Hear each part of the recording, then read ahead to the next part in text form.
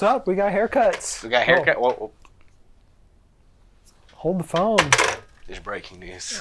There's a lot of breaking news lately. Breaking news. But we have haircuts. We have haircuts. But guess what? What? We're also talking about news, kind of. Talking about news. Oh, I should probably turn on. Let me turn on airplane mode. Breaking news. It's been a while. We're on airplane mode. We're on airplane mode.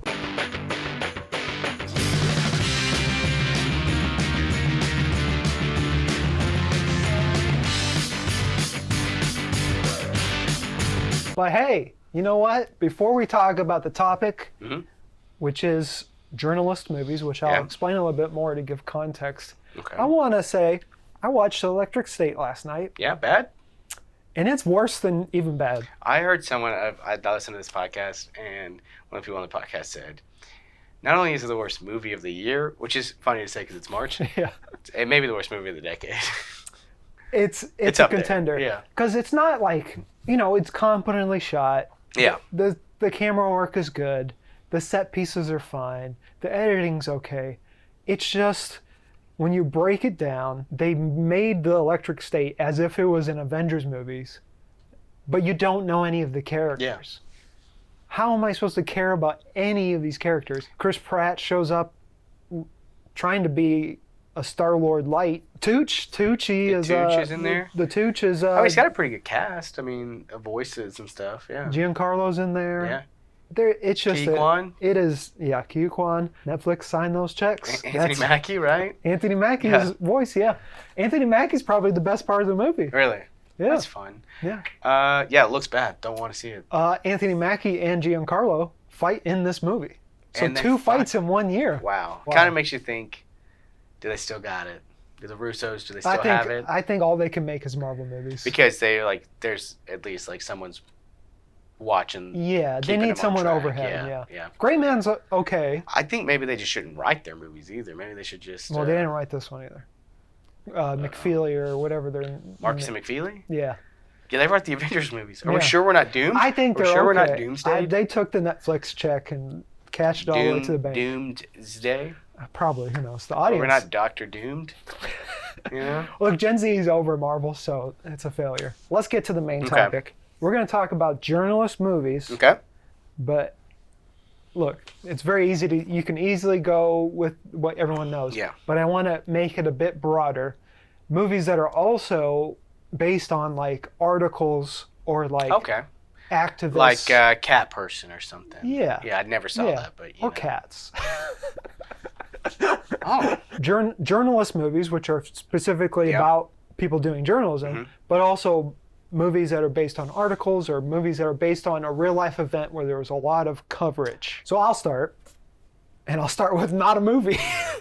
Cool, great. It is When They See Us, about the Central Park Five, directed by Ava DuVernay. Okay. And this hits you like a brick. Yeah. And, around this time, New York was, it was known for its crime, a lot of thievery, a lot of stuff like that. They get into the juvenile system. Some of them get tried as adults.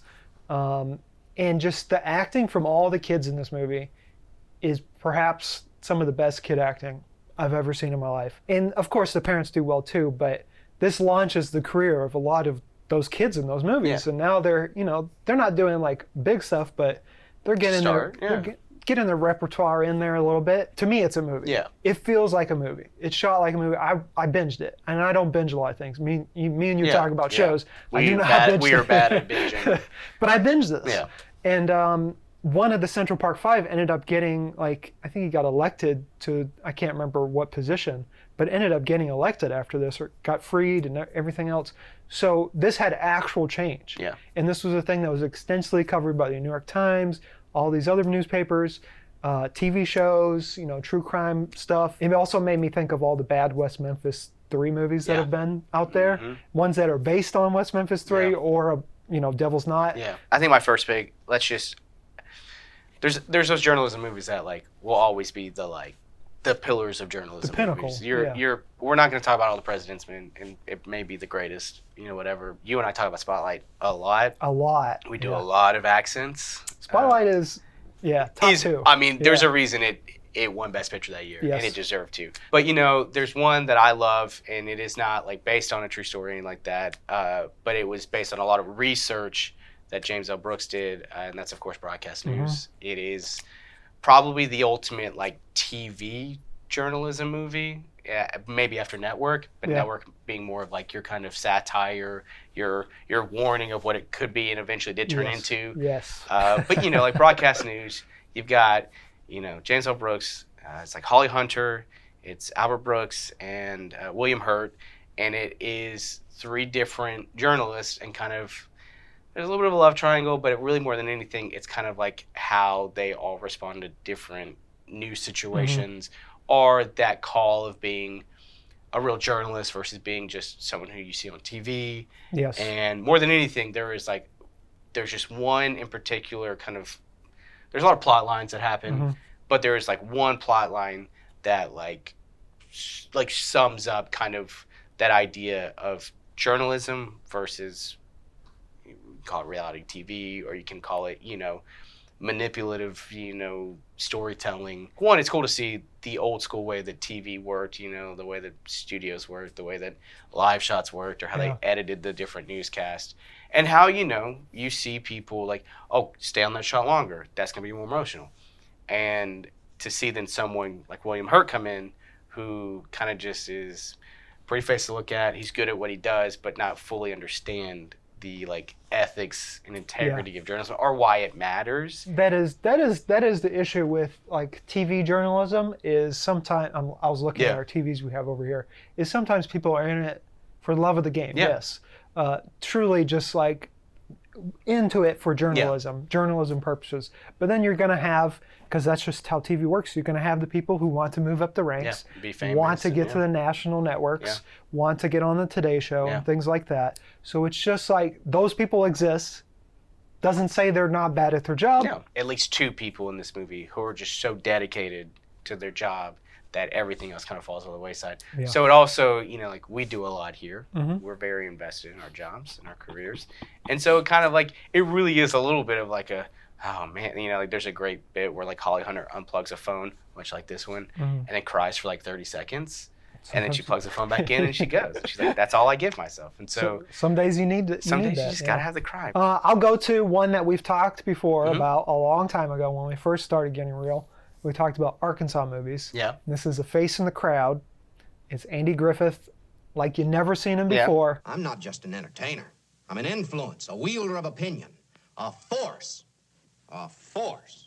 Oh, if they ever heard the way that psycho really talks. He's going to say how he feels, says how it is, and he starts at like churches and stuff like that, and then he sort of builds it up and becomes bigger, larger than life, gets on network TV.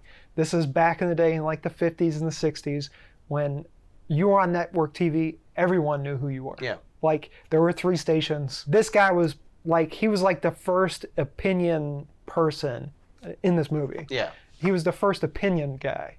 And he's just larger than life, but obviously it all gets to him, and he gets, the Elvis treatment. Yeah. It gets to your brain, you think you're bigger than you are, and you get cut down. Happens to a lot of celebrities. Yeah.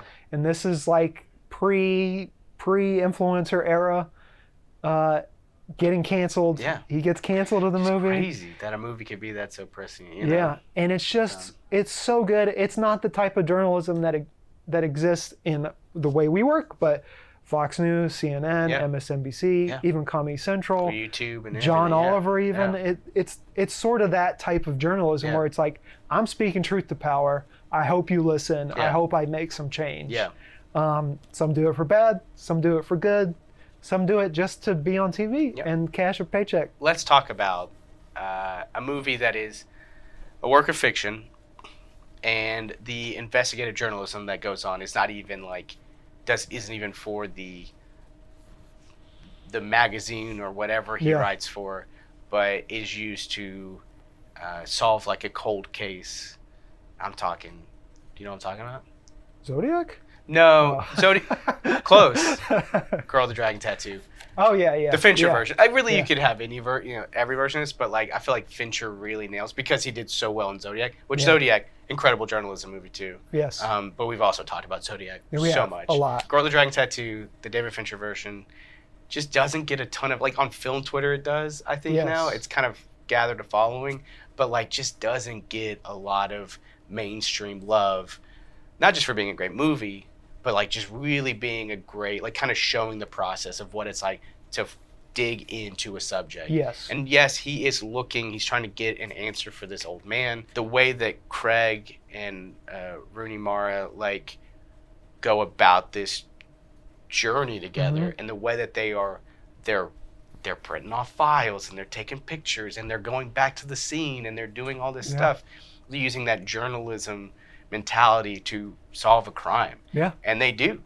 Sorry, spoiler alert. I'm not giving away who it is. It's pretty obvious, but it just is really cool to see like that journalism can be used for more than just selling magazines or making a great newscast or whatever. That like sometimes you can take those same ideas and apply them to other things and get answers and make real change, or give closure to someone. I think the only reason people don't talk about it is because I think they only made one sequel. Should have made more. Had no one came back. Which is a shame because the follow-ups really dive into that more too, and like the cases that they're now solving and like using that same thing of like to find rings of criminals. And so it's a bummer. It's a little sad. But yeah, who wouldn't want to do journalism while like Reznor and Ross are just pumping in the background? I mean, sometimes when I got to write an article, I just throw on. Well, I don't know what I throw on, but I throw on some crazy stuff sometimes.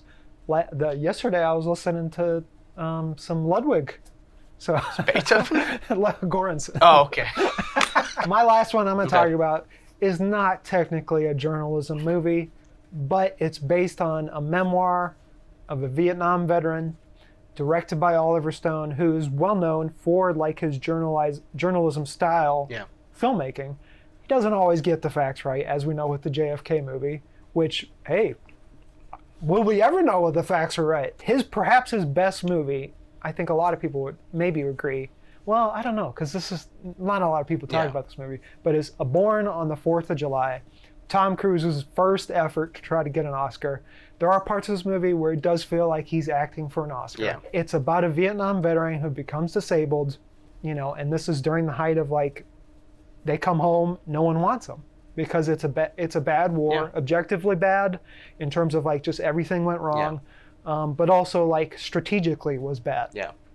Just on all fronts, it was a bad war. And those soldiers kind of were like ended up being the face. They're basically forgotten and thrown away. Vietnam is perhaps one of the most scarring, traumatizing wars for a lot of soldiers, in that they had to see a lot of bad things. Some did a lot of bad things, were ordered to do bad things. Born on the 4th of July, to me, is Oliver Stone's best movie because, he did Platoon, which is more about in the trenches type Vietnam War stuff. This is more like the after effects. Yeah. And Oliver obviously knows that because he was in the Vietnam War. He uses his story to tell his story. Yeah. And that's what I like about Oliver Stone's filmmaking, in that the journalistic effort that he does to try to get to the larger truth. Yeah. I was trying to go out there. Yeah. Because I didn't want us to pick like all the I wanted to pick one that for sure. I wanted to pick another that was kind of different, that kind of people don't really put on a list. Yeah. But my last one, I want to shout out one that just recently came out. And, it's a pretty, I think some people think that it was kind of generic, paint by numbers, whatever you want to call it. But September 5, which is the true story of the ABC sports crew who were in Munich during the Olympics and during the hostage situation and the eventual murder of those Olympians. They were right across like the river or street, like they were just right there, and they kind of, take over the broadcast, and they stop being sports journalists and kind of transform into, legit. They were reporting the news, but you really get to see this like back and forth of how far is too far. We have a responsibility to report this, even though that we may not be comfortable with it, but also where's the line? Yeah. And that's kind of a conversation they have all the time. It's like where, like, it's kind of just a big movie that, you know, doesn't hit you hard with like the ethical stuff. It just has those conversations. But then like at the end of the movie, you know, if you ever work in news or whatever, it's like it's so perfectly encapsulates like the feeling of we had this crazy event, maybe we didn't nail it, kind of a bummer. Also, I got to come back tomorrow. Yep. And I got to keep doing it. Yeah. And it is really good. There's some really great acting. Peter Skarsgård is in this, right? Peter Sarsgaard. And it's only like 90 something. It's only like 90 minutes. Yeah. It is like a really, really cool portrayal of what happened, how they pivoted, and, you know, how they got new footage in, and how they were kind of on the edge of this event and they got to cover it, but also really get to talk about like what's important, what's not important. What do we do if someone is killed like on the screen? You know, like there's a great scene in the middle of it where they're reporting and they've got they're live. They got this live shot, and you can see kind of the SWAT or the police or whoever's responding, and they have this realization that like the people are watching, the people, you know, holding people hostage are watching the news, and all of a sudden you kind of start feeling like, did we botch this? Are we responsible for this? And so it really is.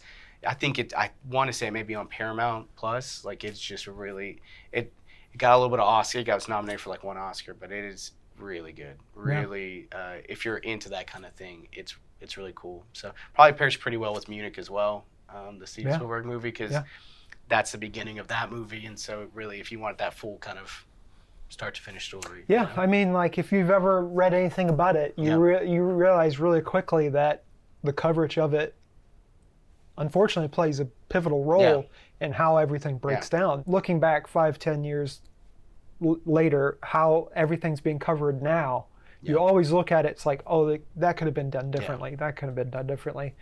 But that's the hardest part of TV journalism, is that you don't get the time like a New York Times or a Washington Post to have this full write-out, because they get to come in later, or they get to have 14 people working on a story. Some news stations only get one person working on it, and you only one person checking it. And so, you know, TV journalism, I'm not saying it's in a fight right now, but you know, we're struggling. Yeah, we're in our Rocky Balboa era. Yeah. But yeah, if you got any journalism movies, now there are other ones. There are great ones that we just did not talk about. Yes. You know, but we didn't want to just come here and be like, let's talk about All the President's Men and how good it is, you know? It is good. I could talk about it for a while. Yeah. The split diopters in it. Woo. Yeah, that we could have like a 45-minute conversation about how good Spotlight is right now, and you know, maybe we will later. Maybe. So.